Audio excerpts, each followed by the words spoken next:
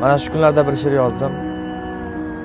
Jahonda urushlar bo'layotgan vaqt, men beg'am yuribman o'zimni o'ylab. Osmonda ajal qushi qo'nayotgan payt, men nodon yuribman sevgini so'ylab. Jahonda urushlar bo'layotgan vaqt, ochlikdan qiynalar qancha murg'ak jon, men esa uyimda uxlayotgan payt, bir lahza sovuq istar, qancha issiq qon. Jahonda urushlar bo'layotgan vaqt, g'aflatda yuribman umidim zarhal, go'yoki shu uchun tug'ilgandekman, hayotda turibman shu uchun alhol. Jahonda urushlar bo'lsa-da har vaqt, tinchlik qadrini hech bilmadim o'zim. Samoda uchqunlar chaqnagan bir payt, Zuhro yulduz uchdi deya sanagan ko'zim.